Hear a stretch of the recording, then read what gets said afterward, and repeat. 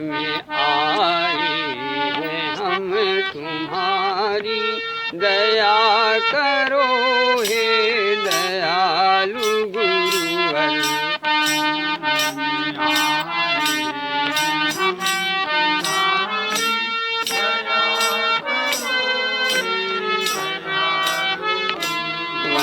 संभालो बिगड़ी दशा हमारी, दया करो हे दयालु गुरुवर।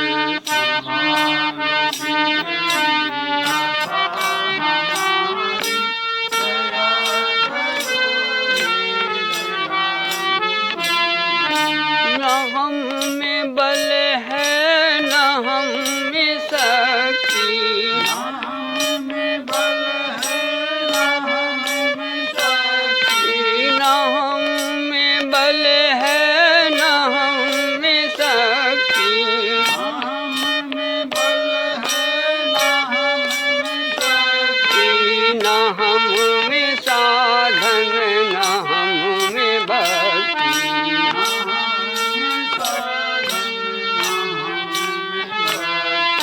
तुम्हारे दर के हैं हम भिखारी, दया करो हे दयालु भगवन।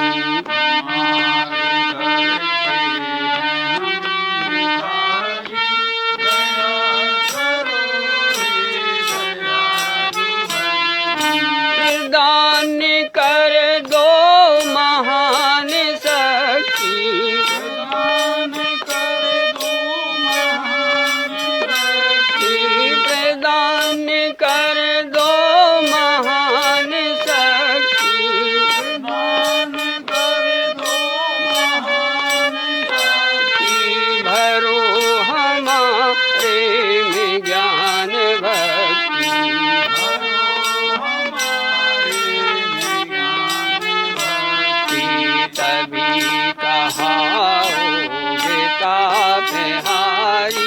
दया करो हे दयालु भगवन।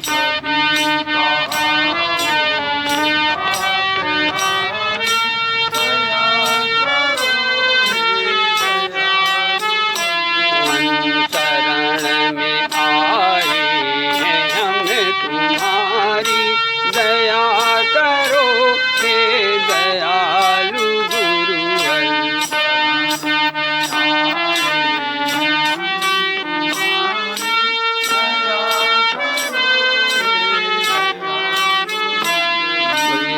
गुरुदेव भगवान की जय। देखिए, हम आप संसार में हर व्यक्ति सुख चाहता है, चाहे वो चींटी हो चाहे वो हाथी हो, हर जीव सुख की तलाश में, और विशेष तौर से हम आप मनुष्य मात्र हर चीज़ सुख को ढूंढ रहे हैं, और सुख मिलता भी है इसलिए दौड़ रहे हैं। लेकिन दुर्भाग्य ये है कि मिलता तो है लेकिन रहता नहीं, एक बात। दूसरी बात, सुख मिलता है लेकिन साथ साथ में तुरंत जो है हमें उसका विपरीत दुख भी लेना पड़ता है। कोई ऐसा सुख नहीं, कोई ऐसा योग नहीं जिसमें वियोग न हो, जोड़ा है।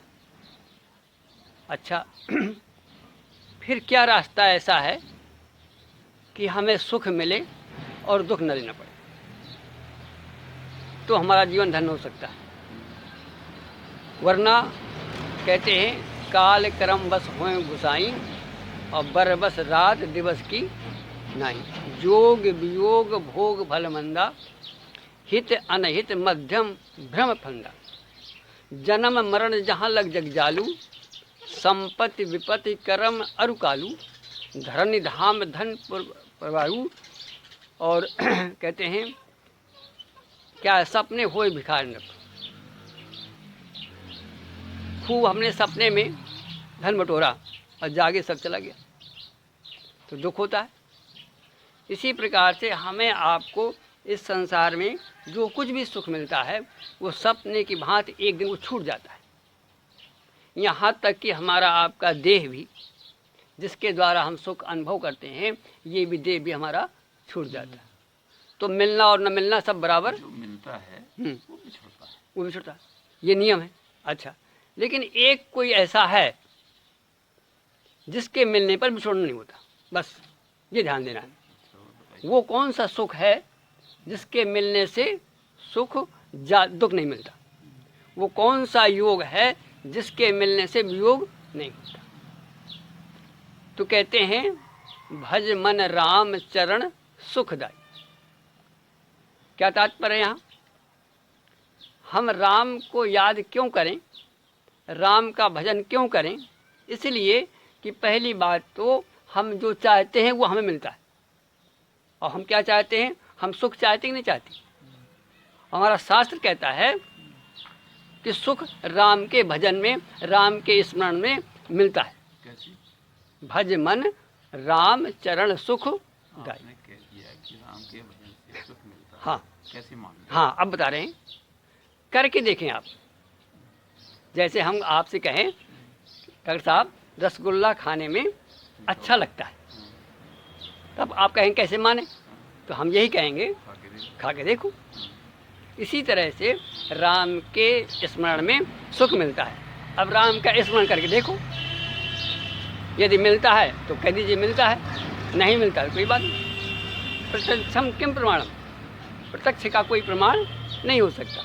इसलिए प्रत्यक्ष का तो प्रमाण ही प्रमाण है, प्रमाणी बस है प्रमाण। हाँ, मतलब कहने का उसको कोई हम प्रमाण नहीं दे सकते, बस प्रमाण यही है कि आप खाओ तो करके देखो। भाई देखिए, माँ कहती है बच्चे से कि बेटा पानी पियो, प्यास लगी तुम्हें पानी पी लो, और बच्चा कुछ नहीं माँ से कहता ठीक है पानी पिया, भूख लगी है दूध पी लो, तब हो गया। कोई उसके अंदर प्रश्न नहीं उठता कि ऐसे से ऐसा क्यों। वो जैसा माँ कहती है वो पूर्ण विश्वास है। इसी तरह से हमारा शास्त्र हमारी माँ है, पहली बात। तो शास्त्र जो कहता है वो हमारी माँ की तरह, और हम बच्चे हैं तो जैसे बच्चा माँ को समर्पित होकर के माँ की बात को मान लेता है। पहली बात, जे श्रद्धा संभल रहित और नहीं संतन कर साथ, अतने कहूँ मानस अगम अति जी नहीं प्रिय। तो कहते हैं सबसे पहली बात तो हमें शास्त्र पर विश्वास, और शास्त्र कहता है कि भज मन राम चरण सुख दाई। कैसे? जिन चरणन से निकसी सुर सरी और शंकर जटा समाई, जटा शंकरी नाम प्रयोग हुए त्रिभुवन तारन आई, भज मन राम चरण सुखदाई। और दूसरी बात ये है, विशेषता क्या है? क्यों कि यदि आप संसार के भोगों को भजेंगे, ध्यान देना, अब हल निकलता है, संसार का कोई भी कहीं भी XYZ आप सुख लेंगे तो साथ साथ में दुख उठाना पड़ेगा। लेकिन यदि आप राम का भजन करते हैं तो वहाँ दुख नाम की चीज है ही नहीं। इसलिए भज मन राम चरण सुख दाई। वो जो रहेगा सुख वो शाश्वत रहेगा। देखिए दोनों बातें, सुख मिलने पर शाश्वत रहेगा, और सबसे बड़ी बात यह है कि सुख के मिलने पर आपको दुख नहीं लेना पड़ेगा। इसीलिए भजमन रामचरण सुख दाई। यदि किसी आप भोगों का सुख लेंगे तो लगता है सुख मिलता है, इसलिए हम दौड़ते भी हैं, लेकिन तुरंत हमको वहाँ दुख, उसी अनुपात में, जिस अनुपात में हम सुख लेने के लिए दौड़ते हैं, तुरंत उसी अनुपात में हमको दुख मिलता है। इंद्रिय सुख जितना होगा, इंद्रिय सुख इंद्रियों के रहने तक ही सुख मिलेगा। हाँ। अच्छा, नहीं दूसरी बात डॉक्टर साहब, मिलता भी है लेकिन तुरंत उसका दुख भी उठाना पड़ेगा आपको। आए हैं तो जाना पड़ेगा, जन्म हुआ है तो मरण हुआ, दिन हुआ तो रात होना निश्चित है, ये सत्य बात है। लेकिन एक राम एक ऐसा है, इसलिए भज। अच्छा, और इसका प्रमाण देखें जरा। ये तो हुई सूरदास की बात, तुलसीदास जी की बात। तुलसीदास जी रामचरितमानस लिखते हैं, अंत में क्या लिखते हैं? पायो परम विश्राम जाकी कृपा लवलेश ते, मति मंद तुलसीदासहु। मति का मंद, ये तुलसीदास जैसा एक मारा मारा फिरने वाला। जाकी कृपा लवलेश ते, मति मंद तुलसीदासहु। परम पायो परम विश्राम, राम समान प्रभु नाही कहूँ। और जो आपको सुख से विश्राम मिल सकता है, लेकिन विश्राम करने के बाद फिर आपको दौड़ना पड़ेगा। लेकिन राम के मिलने से, राम के स्मरण से परम विश्राम, दौड़ खत्म हो जाएगी। इसलिए हमें आपको जिससे शिक्षा मिलती है, गोस्वामी जी कहते हैं कि यदि तुम सुख चाहते हो, तुम्हारी मांग है और तुम सुख ढूंढ रहे हो और वो सुख तुमसे छिन जाता है, तुम फिर हाथ खाली के खाली रह जाते हो। तो तुम्हारा हाथ भरा रहे, तुम्हारा वो कोई सुख छीन न सके, तो एक ही रास्ता है कि प्रभु का स्मरण करो, तो जीवन धन्य धन्य हो जाएगा। ये तो हुआ व्यवहारिक बात। अब इसको थोड़ा सा अध्यात्म में जोड़ें।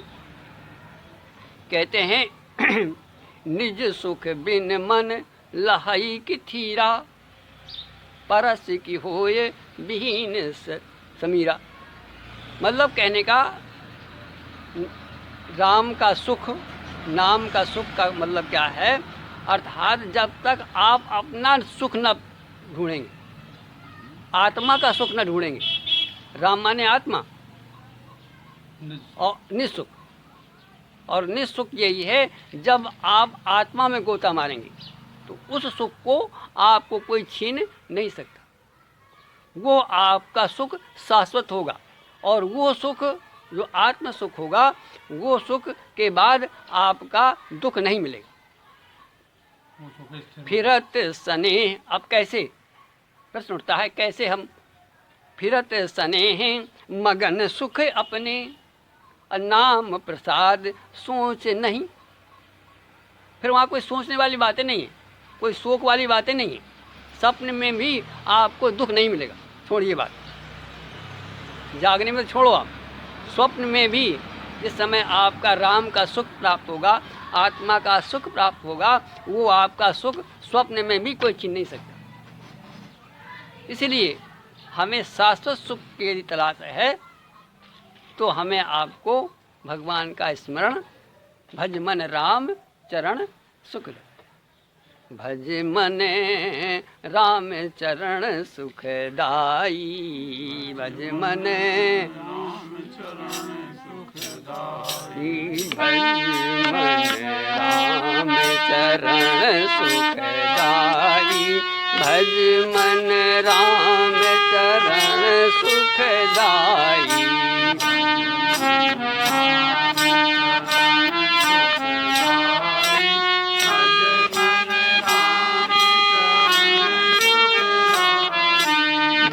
चरणन से निकसी सुरी सरी,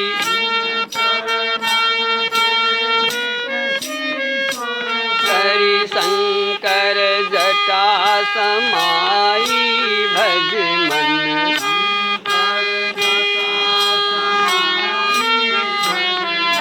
भज मन भज मन भज मनो भजो मन,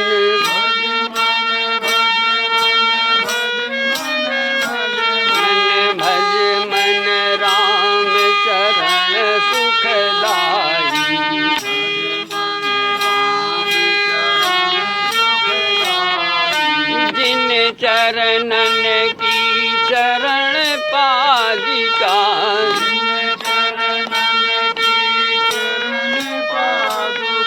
देखिए जब चरण पादिका का स्मरण करने में इतना सुख प्राप्त होता है, तो भगवान के चरण या भगवान का नाम या भगवान का स्मरण करने से कितना सुख प्राप्त होगा।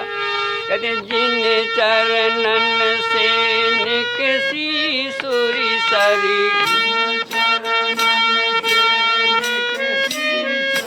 सरी शंकर जटा समाई,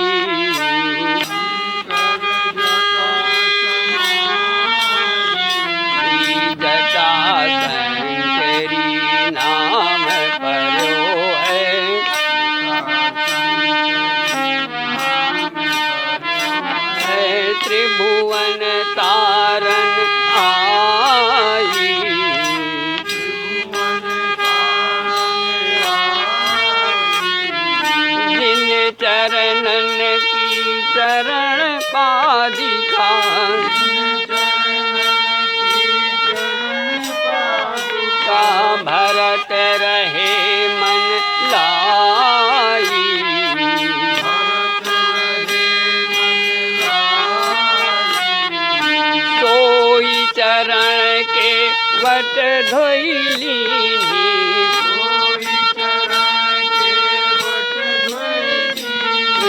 सोई चरण के वट धोइली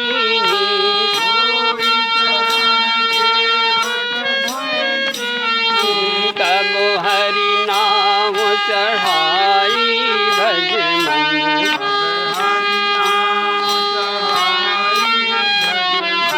शिवो सनकादिक अरु ब्रह्मादिक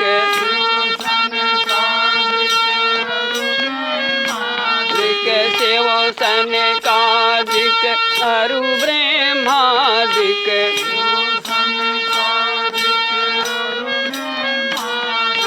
शेष सहस मुनि गाई भज मन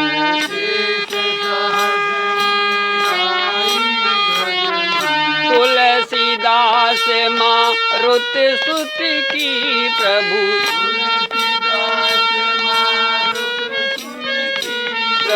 तुलसीदास मारुत सुत की प्रभु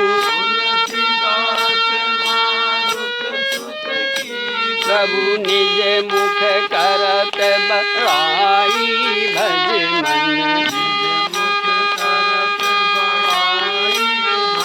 मन भज मन राम चरण सुखदाई भज मन राम चरण सुखदाई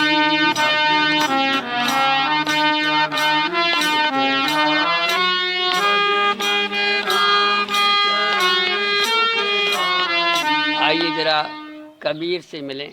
कबीर क्या कहते हैं भगवान का स्मरण का कहते हैं भजो रे भैया भजो भजो रे भैया राम गोविंद हरि भजो रे भैया राम गोविंद हरि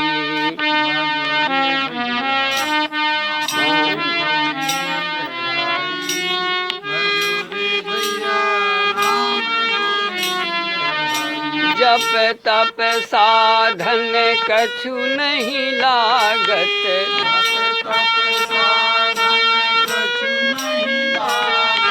कितना सरल सुख है।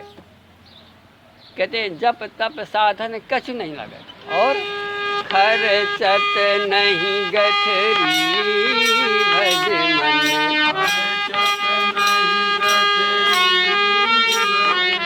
देखिए संसार के आप सुख लोगे तो कुछ खर्च करना पड़ेगा। मकान बनवाओगे सुख लेने के लिए तो बहुत कुछ करना पड़ेगा और एक दिन वो भी हाथ से निकल जाएगा।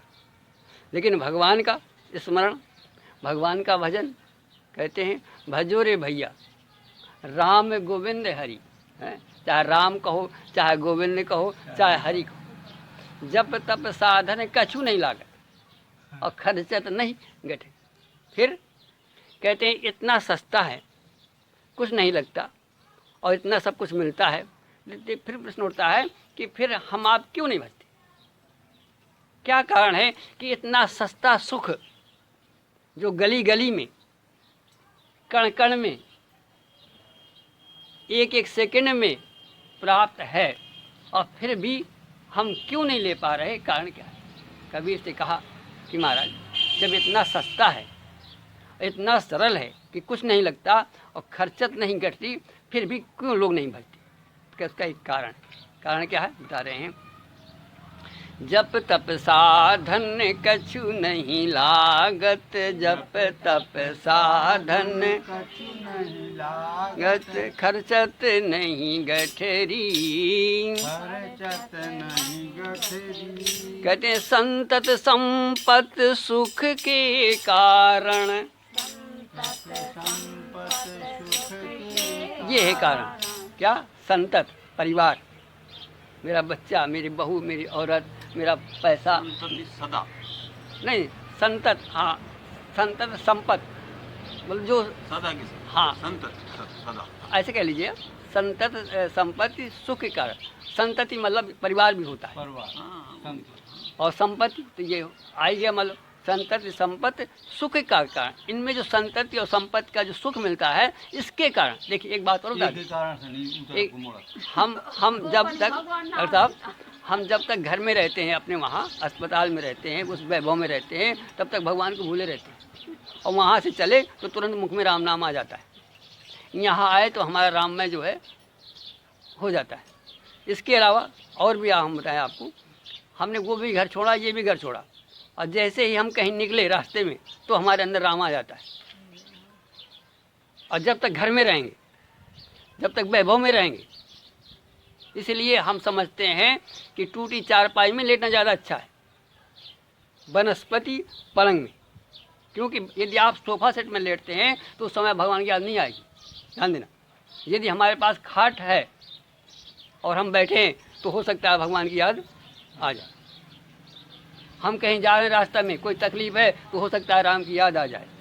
लेकिन यदि सब प्रकार से संपन्नता है, सुख में नहीं आती याद। ये ऐसी मजबूरी में याद आना, ये कोई याद आना नहीं देखिए, अच्छी बात नहीं है। देखिए संतति याद है, वो याद ठीक है, लेकिन हम मजबूरी में याद करें तो वो तो प्रश्न मजबूरी हुई। प्रश्न यहाँ ये था कि क्यों नहीं याद आती। प्रश्न ये था कि इतना जब सरल है तो याद उसे इसलिए याद नहीं आती कि संतति संपत्ति सुख के कारण। हम भुला देते हैं, सुख के कारण हाँ हम भुला देते हाँ, हैं। इसीलिए उन्होंने कहा है पथकी ने कि दुखों से, इसीलिए द्रौपदी ने भी यही मांगा था। हाँ, कुंती ने भी यही कहा था कि भगवान मुझे देना है, द्रौपदी। और इतनी विपत्ति देखो कि आपका याद आता है, इतनी विपत्ति न देना कि मेरी याद भी ना आए। ऐसी विपत्ति आती है कि याद नहीं भी आती, और लेकिन ऐसी एक विपत्ति होती है। कहने का तात्पर्य हमारा आपका ये है कि हमें आपको इतना वैभव नहीं चाहिए, हमें इतना चाहिए कि हमारी आवश्यकता पूरी होती रहे। हाँ, इतना दीजिए, ये ताकि हमारा राम का स्मरण, आवश्यकता तो है, हाँ, लेकिन सीमित तो ठीक है। हाँ सीमित है, इतना वैभव ना हो जाए कि हम उस वैभव में राम को भूल जाएं। कहने का तात्पर्य यहाँ है। तो कहते हैं संतत संपत सुख के कारण जासो भूल परी, भजो रे भैया राम गोविंद हरि। कहत कबीरा राम न आवे अता मुख धूल भरी, भजो रे भैया राम गोविंद हरि। इसलिए पथिक ने कहा कि दुखों से अगर चोट खाई न होती, प्रभु तेरी याद आई न होती। और जगाते न यदि तुम निज ज्ञान द्वारा, कभी हमसे कोई भलाई न होती। पथिक जैसे पापी को कौन तारता, तुम्हारे यहाँ जो बिगड़ी सुनाई न होती। दुखों से अगर चोट खाई न होती, प्रभु तेरी याद आई न होती। एक बार की चर्चा सूरदास जी की एक घटना कैसे भगवान की याद आती है। कहते हैं एक अपनी घटना किसी जन्म की वो याद करके अब उस याद में विभोर होकर के कहते हैं एक बार की घटना, एक पक्षी एक बैठा है वृक्ष में मस्त है, अपने राग में आनंद ले रहा है। कोई उसको जैसे हमें आपको आनंद हो तो कहे कि भगवान की याद आएगी, कोई मतलब ही नहीं है। अपने लड़के, अपनी स्त्री में, अपने भोग में आनंद, भोग में कभी आनंद याद आती है? जब भोग भोगते हैं हम कभी, बल्कि और जो कुछ होता है वो भी हम भूल जाते हैं। उस समय भगवान की कभी याद नहीं आती। भगवान की याद कब आती है तो बता रहे हैं